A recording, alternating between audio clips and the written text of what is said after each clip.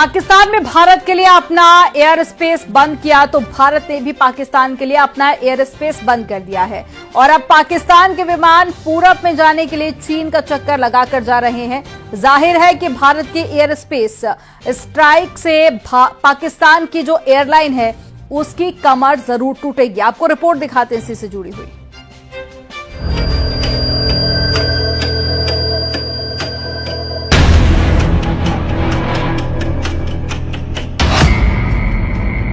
पाकिस्तान पर air space strike.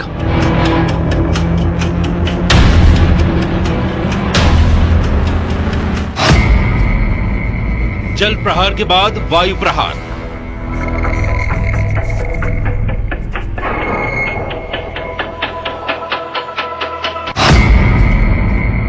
एक के बाद एक भारत की स्ट्राइक। भारत ने पाकिस्तान को करारा जवाब देते हुए अपने एयर स्पेस को पाकिस्तान की उड़ानों के लिए बंद कर दिया है।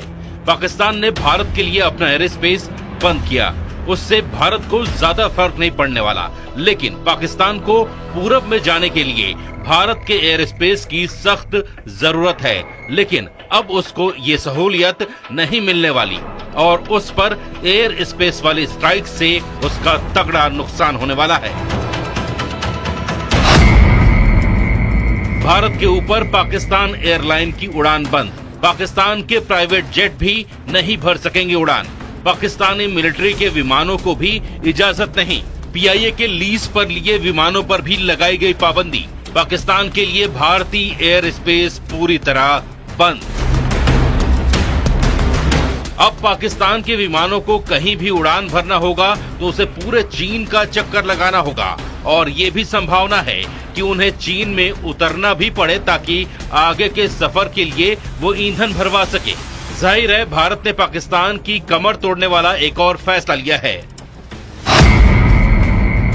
इसका सबसे बड़ा असर पाकिस्तान इंटरनेशनल एयरलाइंस की कुआलालंपुर जाने वाली दो रूट्स पीके 8945 और पीके 8989 पर पड़ा है। पहले ये फ्लाइट्स लाहौर से भारत होते हुए कुआलालंपुर जाती थीं, जिससे दूरी कम और वक्त बचता था। लेकिन भारत के एयर स्पेस बंद करने के बाद अब इन्हें चीन होते हुए जाना पड़ रहा है। इस नए रास्ते से 3 घंटे ज्यादा समय लग रहा है। कल से ही ये फ्लाइट्स नए रास्ते पर उड़ान भर रही हैं।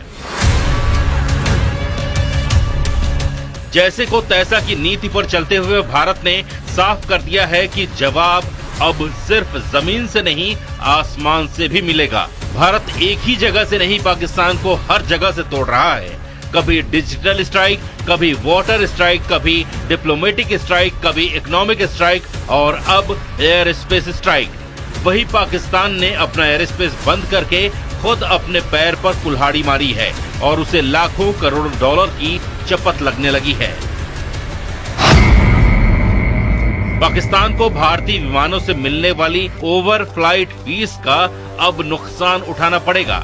एक बोइंग 737 के लिए औसतन $580 और बड़े विमानों के लिए इससे भी ज्यादा फीस पाकिस्तान को मिलती थी। जानकारों के मुताबिक हर दिन करीब 2 से 2.4 लाख डॉलर की चपत पाकिस्तान को लग सकती है। लैंडिंग, पार्किंग और अन्य शुल्क जोड़ लें तो कुल नुकसान $3.5 लाख तक पहुंच सकता है। इससे पहले पुलवामा हमले के बाद भी पाकिस्तान ने भारतीय विमानों के लिए एयर स्पेस बंद किया था और उस दौरान उसे करीब $100 मिलियन का घाटा उठाना पड़ा था। लेकिन इस बार उसे दोहरी मार पड़ने वाली है।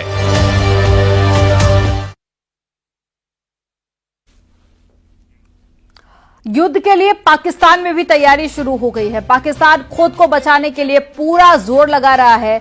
लाहौर और साथ ही रावलपिंडी से लेकर जो रिपोर्ट सामने आई है उससे पता चल रहा है कि जनरल मुनीर ने कम से कम 20 अड्डों पर फौज की तैनाती बदल दी है। आपको रिपोर्ट दिखाते हैं।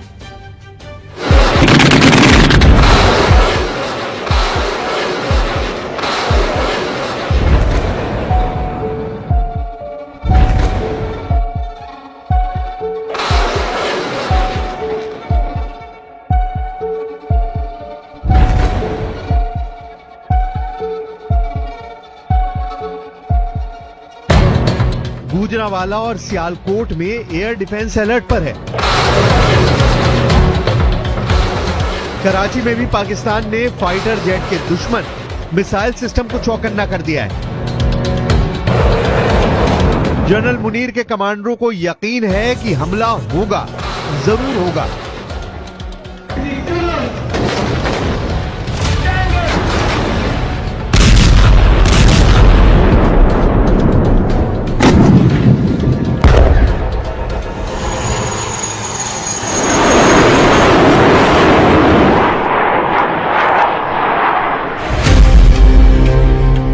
पाकिस्तान के पास 3 तरह के एयर डिफेंस सिस्टम हैं जो चीन से लिए गए हैं। पहला है FM-90 जिसकी रेंज 15 किलोमीटर तक है।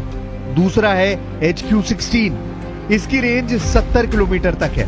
तीसरा है HQ-9, इसकी रेंज 300 किलोमीटर है। और यही किसी भी एयर स्ट्राइक से बचने के लिए पाकिस्तान की सबसे बड़ी गारंटी माना जाता है। पाकिस्तान इस वक्त पूरी तरह डिफेंसिव है। उसे पता है कि कोई ना कोई स्ट्राइक तो जरूर होगी और इससे बचने का सिर्फ एक रास्ता है, वो ये कि सही जगह पर उसके सही हथियार तैनात किए जाएं। पाकिस्तान ने भारत से लगी सीमा के करीब 2 लोकेशन पर अपने बड़े रडार सिस्टम तैनात किए हैं। एक है सियालकोट और दूसरा है लाहौर।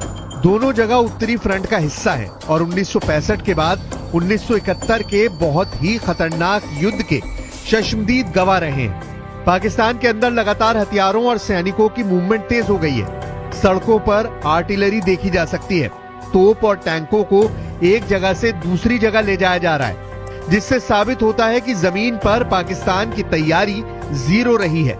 और अब पहलगाम आतंकी हमले के बाद उसे अचानक ये ख्याल आया है कि भारत तो जवाबी हमला भी करेगा।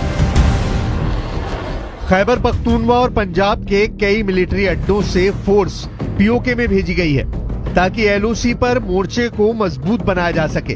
क्योंकि अगर भारत कोई सर्जिकल स्ट्राइक करता है, जैसा उरी पर हुए आतंकी हमले के बाद हुई थी, ऐसे हालात में पाकिस्तान के पास फौज का बैकअप मजबूत रहे। कहूँगा कि एक क्लैश की सूरत हाल बिल्कुल नजर आ रही है। अल्लाह करे एवर्ट हो जाए, हम कोई जंग मुसल्लत हमारी तरफ से तो कतई तौर पे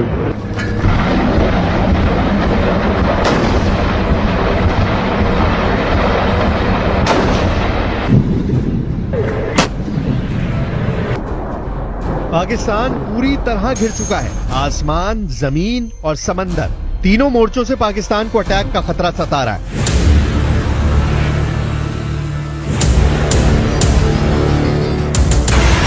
सुखोई 30 MKI से लेकर राफाल और ब्रह्मोस से लेकर नौसेना के बड़े बड़े जंगी जहाज बता रहे हैं कि पाकिस्तान को चौंकाने वाले बहुत ही खतरनाक मिशन की शुरुआत हो चुकी है।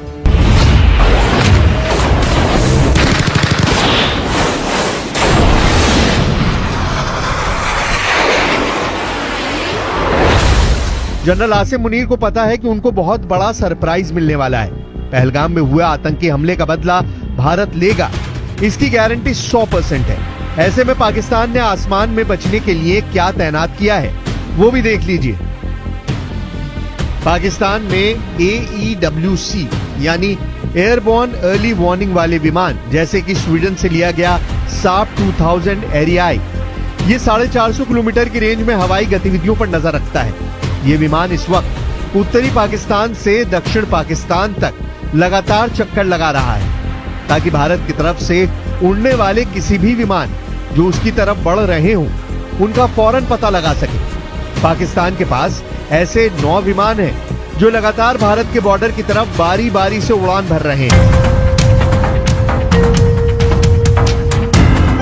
पाकिस्तान को पक्का पता है कि हमला होगा। ये बात शहबाज शरीफ भी जानते हैं, पाकिस्तान की फौज भी जानती है। जनरल आसिम मुनीर और उनके एक कमांडर को पता है कि पहलगाम का बदला तो लिया जाएगा, लेकिन तमाम तैनाती और मूवमेंट के बीच पाकिस्तान में कुछ ऐसी हरकत भी हुई है जिससे साफ पता चलता है कि वहां की पॉलिटिकल लीडरशिप को इस वक्त सबसे बड़ा खतरा अपने किसी बड़े अड्डे पर हमले का है।